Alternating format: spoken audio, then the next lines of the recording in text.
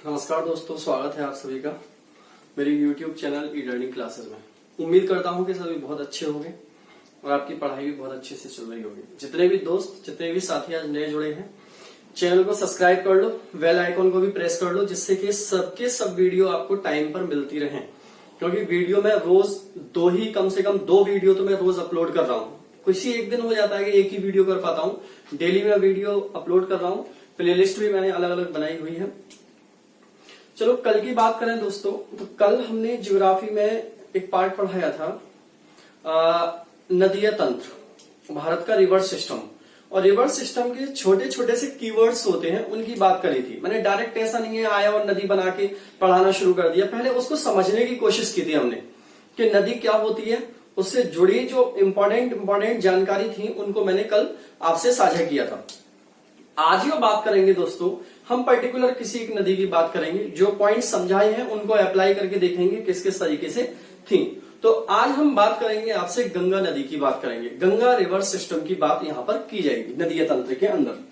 देखो दोस्तों, यहाँ पर हम जब गंगा नदी की बात करेंगे तो इससे रिलेटेड जितने भी पॉइंट्स हैं, पहले कुछ पॉइंट की मैं बात कर लेता हूं, फिर इसका हम मैपिंग के थ्रू सारी चीजों को समझेंगे। गंगा नदी, देखो दोस्तों, गंगा नदी भारत की सबसे लंबी नदी है। भारत के अंदर अगर सबसे ज्यादा लंबाई की नदी कोई बहती है, भारत से ही निकले और भारत में ही बहे, तो वो गंगा नदी है। गंगा नदी भारत की सबसे ज्यादा पवित्र नदी भी कही जाती है। इसके अलावा दोस्तों बहुत इंपॉर्टेंट बात है कि गंगा नदी को स्वतः स्वच्छ नदी कहा जाता है। गंगा नदी को क्या कहा जाता है?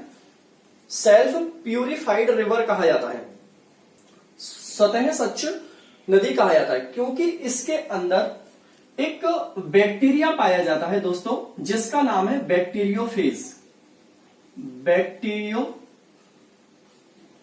बैक्टीरियोफेज, ये बैक्टीरिया पाया जाता है। और इस बैक्टीरियोफेज बैक्टीरिया का काम क्या होता है कि जो हानिकारक जीवाणु होते हैं, जो जल को दूषित करने वाले जीवाणु होते हैं, वो उन जीवाणुओं को नष्ट कर देता है। ये बहुत इंपॉर्टेंट रहेगा।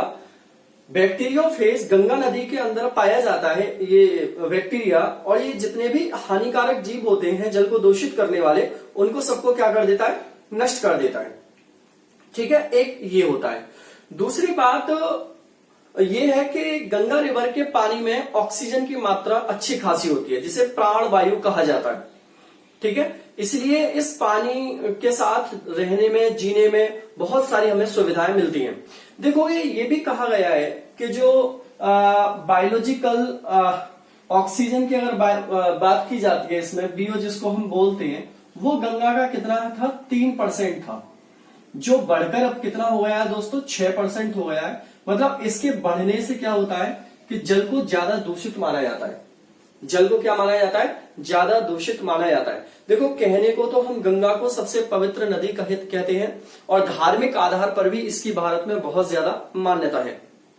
लेकिन गंगा जब मैदानी क्षेत्रों में आती है दोस्तों, तो गंगा बहुत दूषित हो चुकी है, बहुत ज्यादा दूषित हो चुकी है। ये कहा जाता है करीब 2,60,00,000 टन डेली कचरा गंगा के अंदर जा रहा है।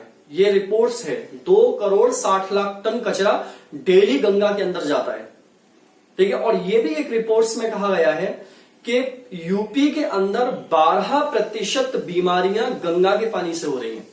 12% जो बीमारियां हैं वो गंगा के पानी से हो रही है। तो ये एक बहुत ज्यादा चिंता करने वाली बात है कि गंगा को बहुत ज्यादा दूषित किया जा रहा है। लेकिन वास्तव में गंगा एक स्वच्छ और पवित्र नदी है, क्योंकि इसके अंदर जो बैक्टीरिया है वो सब नदियों में नहीं पाया जाता है दोस्तों। ठीक है, इसके अंदर जो बायोलॉजिकल ये सारी चीजें पाई जाती हैं, ऑक्सीजन जो पाई जा रही है, प्राणवायु जो पाई जाती है, वो सारी नदियों में इस तरीके से नहीं है। उसकी वजह से हैजा और पेचिस जैसी बीमारियां कम होती हैं, ये तक रिपोर्ट में कहा गया है। तो गंगा को स्वच्छ रखना चाहिए, स्वच्छ रखा जाए, ये हमारी जिम्मेदारी बनती है। ठीक है, जो ठीक है, हमारी धार्मिक भावनाएं जो जुड़ी हुई हैं वो एक अलग है, लेकिन भाई इसको साफ स्वच्छ रखना ये बहुत इंपॉर्टेंट है। गंगा परियोजना करके सरकार एक चला भी रही है कार्यक्रम कि 2024 तक हम कोशिश करते हैं इसको साफ हो जाती है, लेकिन ये भी एक चैलेंजिंग काम है बहुत बड़ा कि गंगा साफ हो जाए। एक ये बात। दूसरी बात दोस्तों, गंगा के अंदर एक मीठे पानी की दुर्लभ डॉल्फिन पाई जाती है। कौन सी? दुर्लभ डॉल्फिन। दुर्लभ का मतलब होता है जो बहुत कम जगह पे मिले। ठीक है, डॉल्फिन पाई जाती है दोस्तों, डॉल्फिन। ओके, इसको सुनसु भी कहते हैं, सुईसी भी लिखा हुआ है कहीं सुनसु। इसको सुनसु का मतलब होता है अंधी डॉल्फिन, और इसको भारत का राष्ट्रीय जलीय जीव कहा जाता है। अंधी डॉल्फिन जो होती है इसको भारत का राष्ट्रीय जलीय जीव कहा जाता है। एक ये बहुत इंपॉर्टेंट रहेगा। ठीक है, गंगा को साफ करने के लिए गंगा में कहीं कहीं पर घड़ियाल भी डाले गए कि जिससे गंगा का पानी कुछ साफ हो जाए, कि जहां पर जो भी जीवाणु वगैरह है, जो भी चीजें उनको वो खाए, साफ करे, घड़ियाल भी डाले गए। इसके अलावा देखोगे दोस्तों, गंगा नदी को नवंबर 2008 में, कब दोस्तों? नवंबर 2008 में। बेटा याद कर लो, very very most important question. नवंबर 2008 में राष्ट्रीय नदी घोषित किया गया था।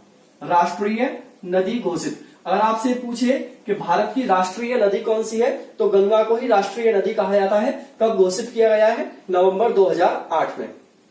इसके अलावा देखोगे कि गंगा में इलाहाबाद से लेकर दोस्तों, कहां से लेकर? इलाहाबाद से लेकर, इलाहाबाद को आप प्रयागराज बोलोगे यहां पर, प्रयागराज से लेकर हल्दिया तक। और ये हल्दिया कहां पर है दोस्तों? ये है आपका पश्चिम बंगाल में। ये एक वाटरवेज है। जिस तरीके से नेशनल हाईवेज होते हैं उसी तरीके से वाटरवेज भी होते हैं। ठीक है ना, WN जिनको बोला जाता है, ठीक है ना, NW नेशनल वाटरवेज, NW बोला जाता है। तो ये है NW2। कौन सा? ये NW2। और ये भारत का सबसे लंबा वाटरवेज है। इसकी लंबाई 1600 किलोमीटर है। कितनी है दोस्तों? 1600 किलोमीटर है। याद रख लो भाई, इलाहाबाद से लेकर कहां तक है? हल्दिया तक। NW2 इसको कहा जाता है, और भारत का सबसे लंबा नेशनल वाटरवेज है। जिस तरीके से नेशनल हाईवेज होते हैं वैसे ही नेशनल वाटरवेज होते हैं, और ये भारत का सबसे लंबा नेशनल वाटरवेज है। समझ में आ रही है यहां तक बात? ठीक है, थोड़ा सा आगे बढ़ जाए इसको लेकर पॉइंट को देखना। अभी गंगा के अगर मैप की बात करें दोस्तों, कि गंगा का मैप अगर मैं समझाऊं आपके लिए किस तरीके से, बहुत इंपॉर्टेंट रहेगा। अगर ये सारी चीजें आपको समझ आ जाती हैं तो आपको एक दो बार वीडियो देखने के बाद कभी जिंदगी में दोबारा पढ़ने की जरूरत ही नहीं पड़ेगी। गंगा से रिवर जितने भी सारे फैक्ट है वो यहीं पर क्लियर हो जाएंगे। कुछ इंपॉर्टेंट फैक्ट है मैंने पहले बता दिया आपको। अब बात करते हैं गंगा की। देखो दोस्तों, एक पॉइंट है हमने लिया यहां पर, ध्यान से समझना सारी चीजों को, बिल्कुल नोट नहीं करोगे, पहले समझोगे। एक पॉइंट लिया दोस्तों हमने यहां पर, ठीक है। ये जो पॉइंट है दोस्तों, ये वाला, ये एक जिला है जिसका नाम है उत्तरकाशी। कौन सा जिला है? उत्तरकाशी। और उत्तरकाशी जिले में एक जगह है जिसको बोलते हैं गोमुख। कौन सी जगह है? गोमुख। और गोमुख के नजदीक यहीं पर एक ग्लेशियर है दोस्तों, जिस ग्लेशियर का नाम है गंगोत्री ग्लेशियर। गंगोत्री ग्लेशियर। इसी गंगोत्री ग्लेशियर से एक नदी का उद्गम होता है। ये वास्तव में तो गंगा नदी है, लेकिन इसकी जो शाखा है इसे पहले क्या बोला जाता है दोस्तों? भागीरथी। क्या बोला जाता है? भागीरथी नदी इसको बोला जाता है। तो यहां से निकलती है इस तरीके से। गंगा का ये मेन पॉइंट माना जाता है गंगोत्री ग्लेशियर, लेकिन यहां पर इसको हम क्या बोलते हैं अभी? भागीरथी।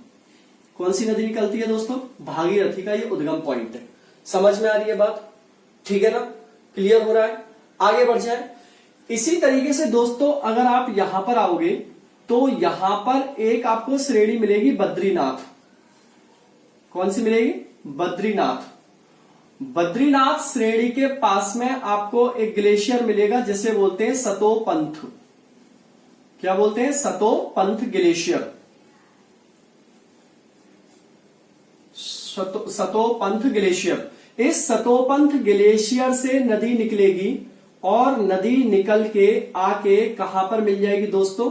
यहां पर आके मिल जाएगी इस तरीके से। ठीक है, इस नदी का नाम है अलकनंदा। कौन सी नदी है? अलकनंदा। देखो ये अलकनंदा नदी जब चलती है तो इस अलकनंदा में आकर और कई सारी नदियां मिलती हैं। जैसे मैं कुछ नदियों के नाम लिखूंगा यहां पर दोस्तों। जैसे एक नदी ये चलती है और ये आकर यहां पर मीट करती है अलकनंदा से, ठीक। एक और नदी चलती है, ये आकर मीट करती है यहां पर अलकनंदा से। एक और नदी चलती है दोस्तों, ये भी आकर मीट करती है किससे, मिल जाती है अलकनंदा से। एक नदी और यहां पर देखोगे और ये भी आके किससे मिल जाती है, अलकनंदा से आकर मिल जाती है।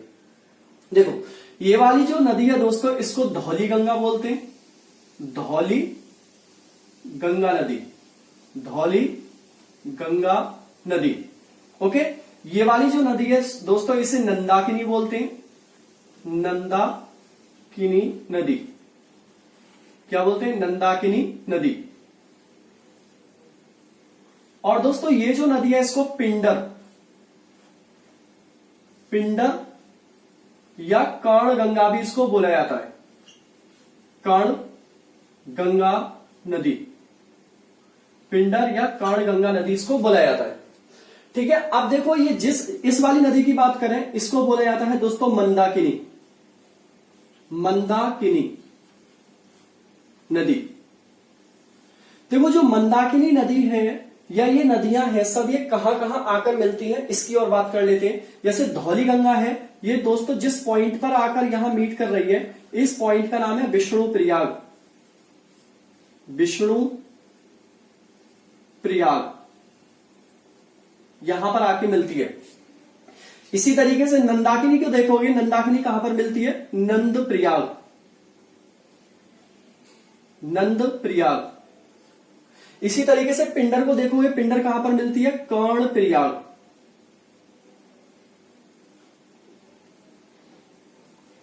कर्ण प्रयाग। और ऐसे ही देखोगे मंदाकिनी, मंदाकिनी आकर कहां पर मिलती है दोस्तों, ये मिलती है आपके लिए रुद्र प्रयाग, रुद्र प्रयाग। इस तरीके से देखोगे। अब ये नदी जो है, इस नदी का नाम क्या है, इस नदी को हम बोलते हैं दोस्तों अलकनंदा नदी। पूरी नदी का नाम क्या है, अलकनंदा। तो ये नाम लिख लेना सभी, यहां पर मैं ऐसे लिख देता हूं अलकनंदा,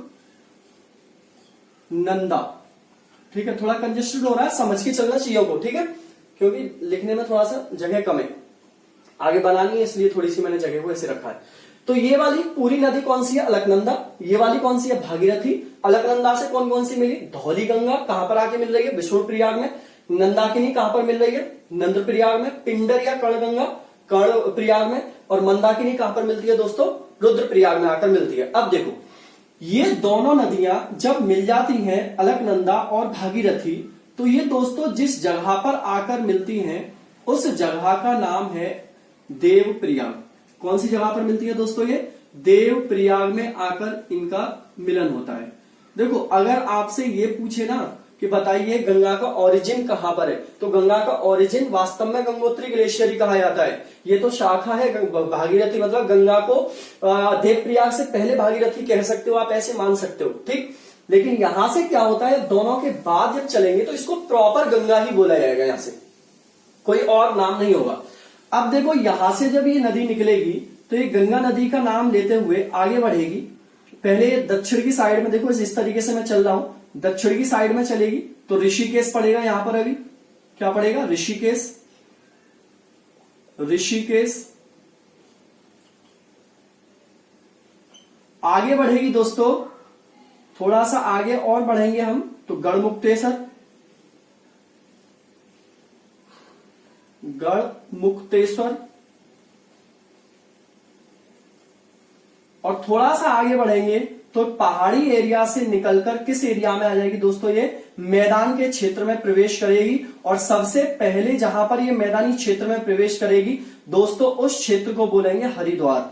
देखो ये क्वेश्चन आता है कि गंगा बताइए सबसे पहले मैदान के क्षेत्र में कहां पर प्रवेश करती है, क्योंकि अभी ये पहाड़ी और पथरीले एरिया में चल रही है। सबसे पहले मैदान के क्षेत्र में कहां पर आएगी गंगा नदी, ये आएगी हरिद्वार के अंदर, ठीक है। हरिद्वार से जब निकलेगी दोस्तों, तो यहां से निकलने के बाद ये नदी एंटर करेगी कहां पर, यूपी में। कहां पर, यूपी में। और यूपी में ये एंटर करेगी बिजनौर से। कहां से एंटर करेगी? बिजनौर से। एक बार इसको और देखना आप लोग, कहीं कहीं सहारनपुर भी इसमें मैंने देखा है, कई जगह मैंने भी गूगल सर्च किया था, लेकिन बिजनौर इसका मुझे लगता है कि सही आंसर है। एक बार और चेक कर लेना और कमेंट बॉक्स में बता देना, ठीक है। तो ये बिजनौर में यहां पर आएगी दोस्तों। बिजनौर उत्तर प्रदेश में जब आगे बढ़ेगी तो ये बिजनौर के बाद आगे बढ़ते हुए कन्नौज, और कन्नौज में आकर इस नदी से यहां पर एक नदी मिलेगी। इस जगह का मैं नाम लिखूंगा दोस्तों कन्नौज,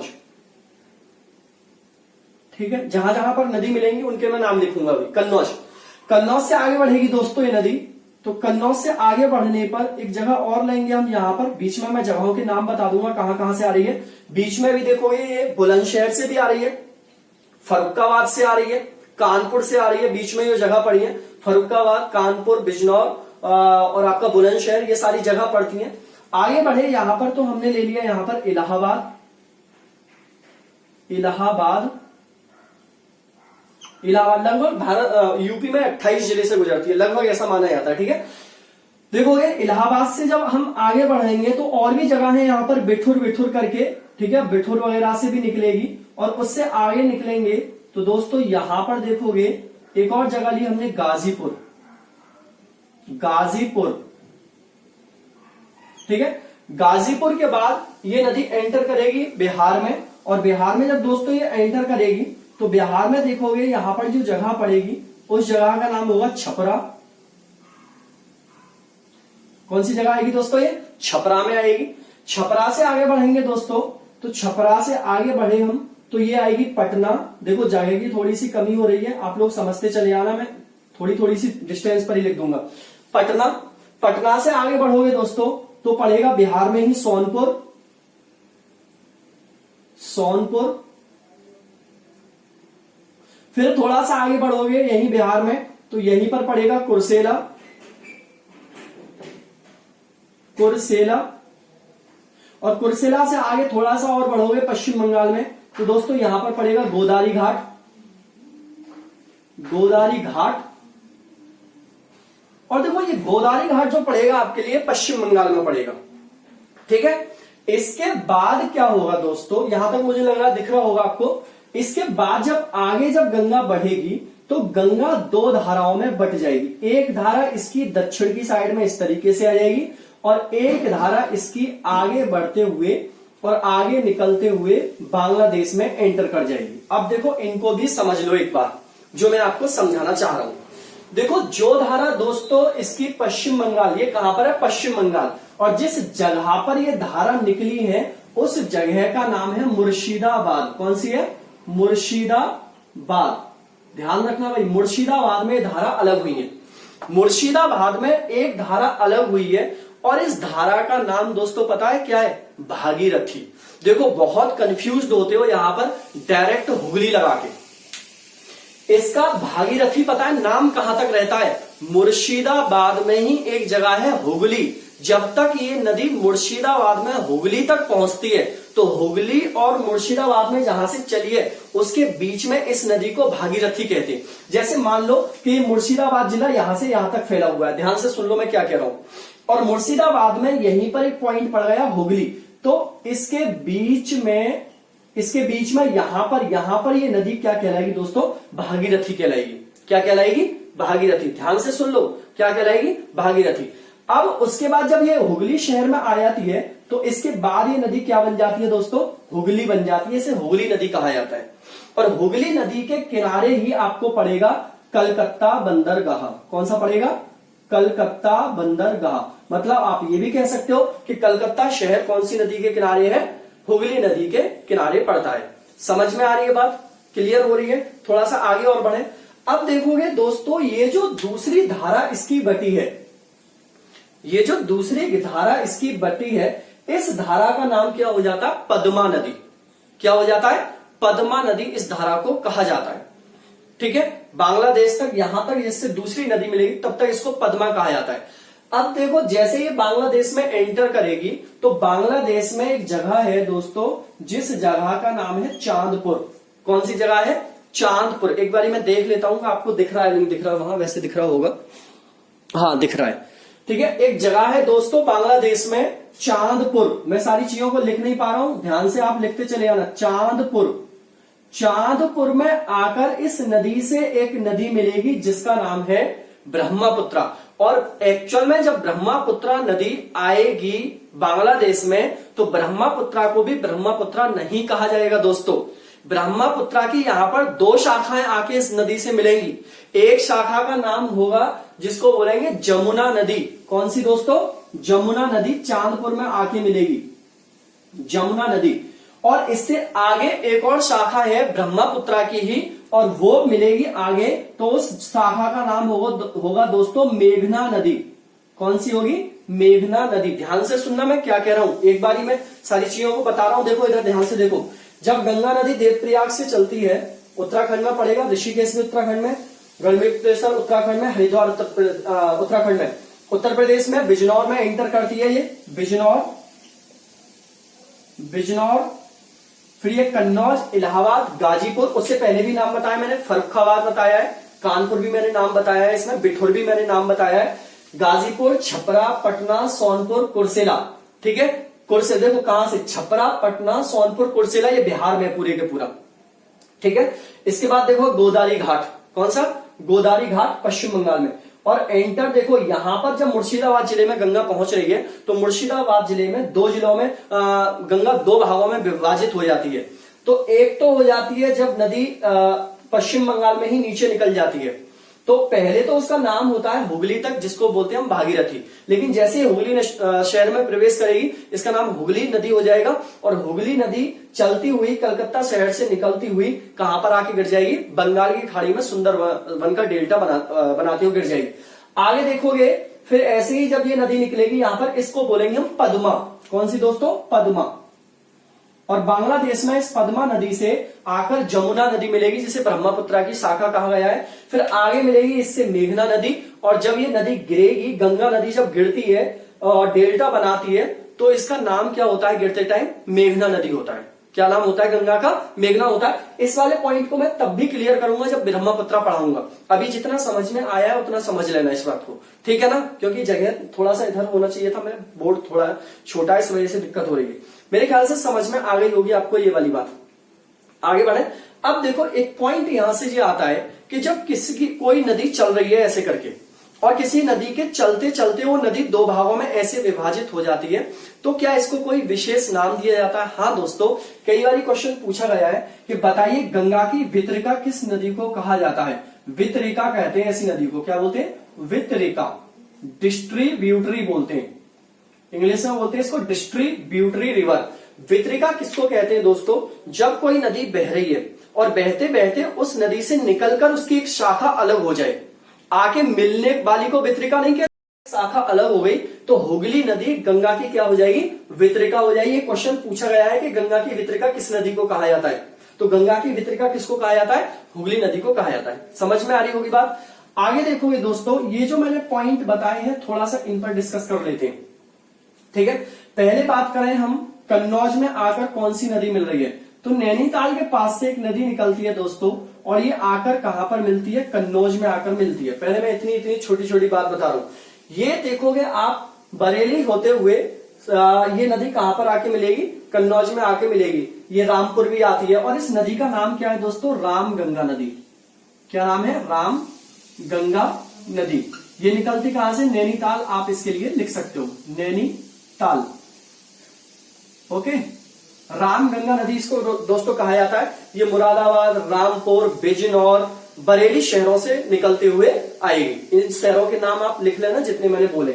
इसके बाद देखोगे दोस्तों, इलाहाबाद वाले पॉइंट की अगर बात करें तो देखोगे यहीं पर मैं दोबारा से आता हूं, और देखोगे यहां पर एक श्रेणी है दोस्तों हिमालय की, जिसको बोलते हैं बंदर पूंछ। क्या बोलते हैं? बंदर पूंछ। बंदर पूंछ श्रेणी।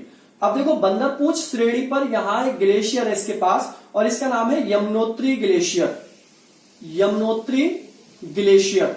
और यमुनोत्री ग्लेशियर से दोस्तों जो नदी निकलती है, वो नदी यहां से निकल के आके कहां पर मीट कर जाती है दोस्तों? ये इलाहाबाद में आके मीट कर जाती है। और इतना आप समझ गए होंगे कि इस नदी को हम किस नाम से जानते हैं? यमुना नदी से नाम से जानते हैं। तो यमुना नदी भी क्या हो जाती है? गंगा नदी की सहायक नदी हो जाती है। और यमुना गंगा की सबसे लंबी सहायक नदी है।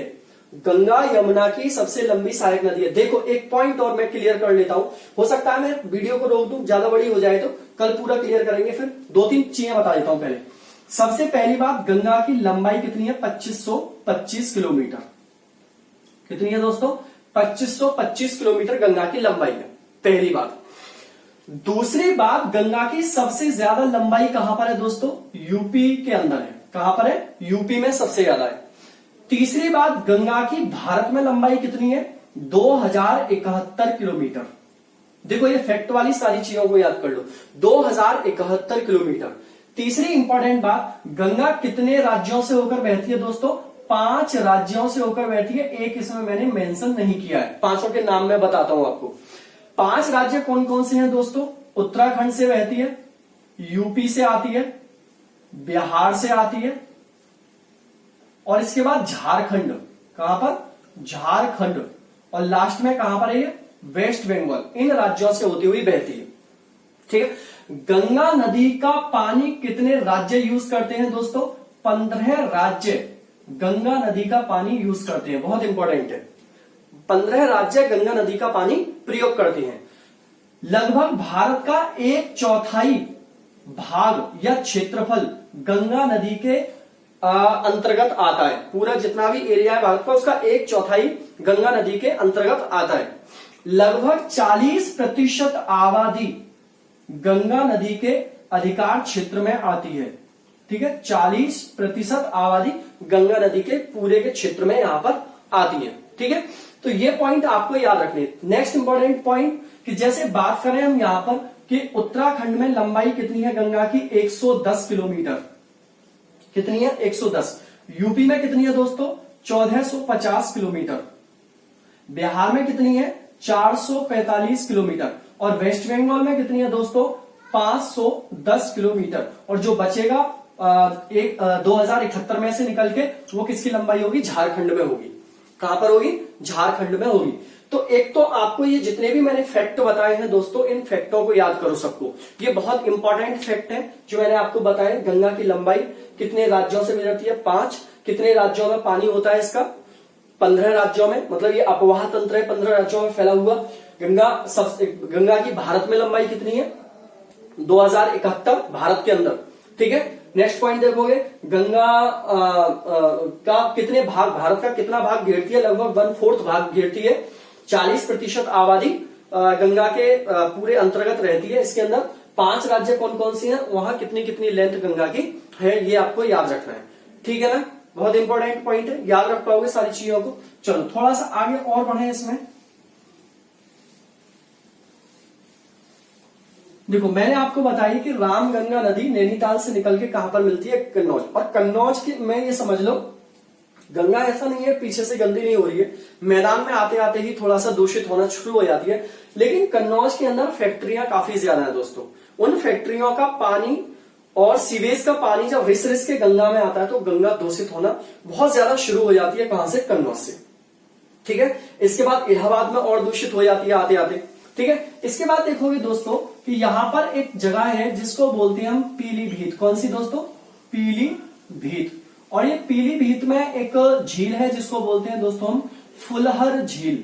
कौन सी झील? फुलहर झील। और फुलहर झील से जो नदी निकलती है वो नदी आकर कहां पर मिलती है? देखोगे गाजीपुर में आके मिलेगी गंगा नदी से। दोस्तों इस नदी का नाम है गोमती नदी। कौन सी नदी? गोमती नदी। अब देखो ये गोमती नदी लखनऊ शहर से भी गुजरती है और जौनपुर से भी गुजरती है। लखनऊ शहर के नजदीक से भी गुजरती है और कहां से गुजरती है? आपका जौनपुर शहर से भी गुजरती है और आकर फिर किससे मिल जाती है? गाजीपुर में गंगा नदी से मिल जाती है। समझ आ रही है बात? ठीक है, आगे बढ़ जाएं। आगे और बढ़ोगे दोस्तों तो नेपाल में देखोगे, ठीक है, नेपाल में एक नदी निकलेगी नेपाल की पहाड़ियों से और आके छपरा में मिल जाएगी दोस्तों। और इस नदी का नाम है घाघरा नदी। कौन सी नदी है दोस्तों? घाघरा नदी। और इस नदी घाघरा नदी से उत्तराखंड से आकर मिलने वाली नदी मिलान ग्लेशियर से निकलेगी। ये उत्तराखंड से आ रही है, बस ऐसी लिख लेना है यहां पर, मिलान ग्लेशियर। मिलान ग्लेशियर कहां पर है दोस्तों? ये उत्तराखंड में। ठीक है, और मिलान ग्लेशियर से आके कौन सी नदी से मिल रही है? घाघरा नदी से मिल रही है। तो घाघरा नदी कहां पर आके मिलती है दोस्तों? छपरा में आके मिलती है, बिहार में। इसी तरीके से देखोगे ये एमपी का पॉइंट मैं यहां पर ले रहा हूं दोस्तों, और एमपी में एक जगह है अमरकंटक। कौन सी है? अमरकंटक। और अमरकंटक पड़ेगा दोस्तों एमपी में।